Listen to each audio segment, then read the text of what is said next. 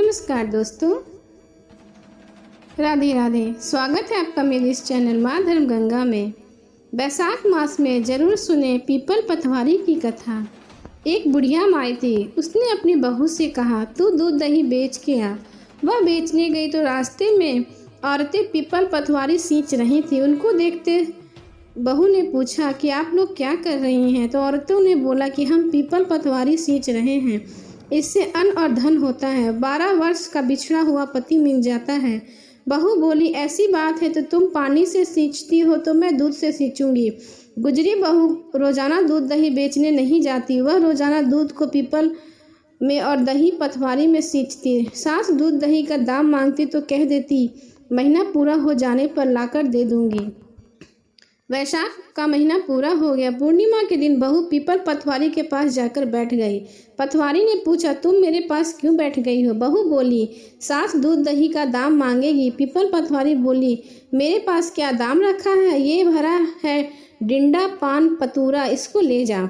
बहू ने वही ले जाकर कोठरी में रख दिया और डर के मारे कपड़ा ओढ़कर सो गई। सासू बोली, पैसे लेके आई। बहू बोली, कोठरी में रखा है। सासू ने कोठरी खोला तो देखी हीरा मोती जगमगाता हुआ उसका कोठरी पूरा भरा हुआ था। सासू बोली, तू इतना धन कहाँ से लाई? बहू ने आकर देखा तो सच में बहुत सारा धन था। बहू ने सास को सारी बात बता दी। सास ने कहा, अब वैशाख मास में मैं पतवारी सींचूंगी।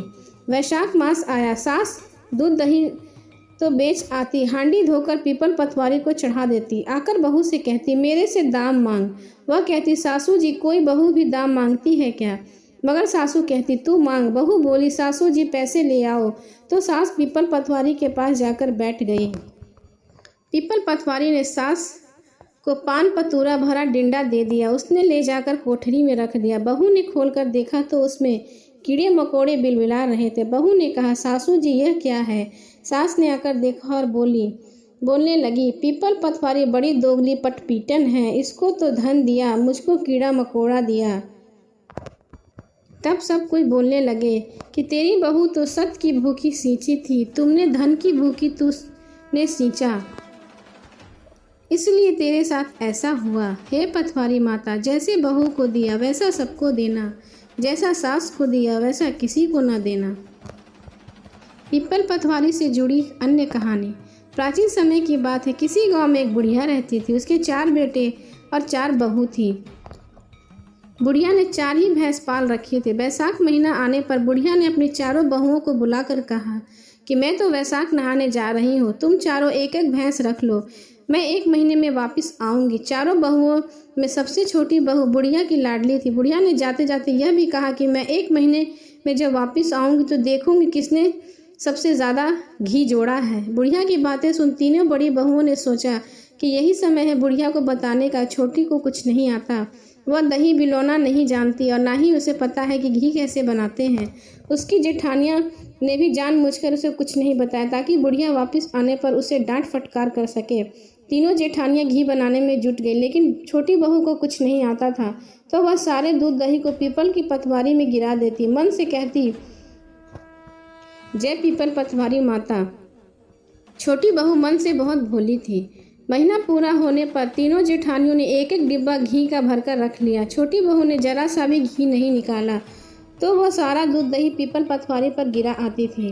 बुढ़िया के आने की खबर पर पतवारी माता से कहती है, मैं क्या करूं, मैंने तो सारा दूध दही यहाँ गिरा दिया। अब मेरी सासू माँ आकर घी के बारे में पूछेंगी तो मैं क्या जवाब दूंगी। पतवारी माता कहती हैं कि तुम ये 4 कंकड़ ले जाओ और 4 अलग अलग डिब्बे में रख देना, इससे चारों डिब्बों में घी भर जाएगा। उसने ऐसा ही किया और उसके पास 4 डब्बे घी हो गए। अब सासू माँ घर आई और आते ही उसने चारों बहुओं को कहा कि लाओ अपना अपना घी दिखाओ कि किसने कितना जोड़ा है। तीनों जेठानियाँ अपना घी का डब्बा लेकर आई और मन ही मन खुश होने लगी। अब छोटी बहू को सास से डांट पड़ेगी। छोटी बहू आई तो सास ने 4 डब्बे घी लेकर आई। वह सब ये देखकर हैरान हो गई कि इसे तो दही बिलौना नहीं आता था, तो यह घी कैसे निकाल कर ले आई। वह कहने लगी, जरूर इसके पति ने यह घी खरीदा है। इस पर छोटी बहू ने कहा, मुझे तो कुछ नहीं आता था और ना ही मुझे किसी ने बताया किस तरह यह दही बिलोकर घी बनाया जाता है। मैं तो सारा दूध पीपल में सींच कर आती थी और दही पतवारी पर चढ़ा देती थी। यह तो पतवारी माता की कृपा का प्रभाव है। छोटी बहू की सारी बातें सुनकर सारी बहुओं ने कहा कि अगर पटवारी माता को सींचने से इतना अधिक पुण्य मिलता है तब हम भी अगले साल से उसे सींचेंगे और वैशाख नहाएंगे। हे पटवारी माता, जैसे आपने छोटी बहू की सुनी वैसे ही आप सभी की सुनना। बोलो पटवारी माता की जय।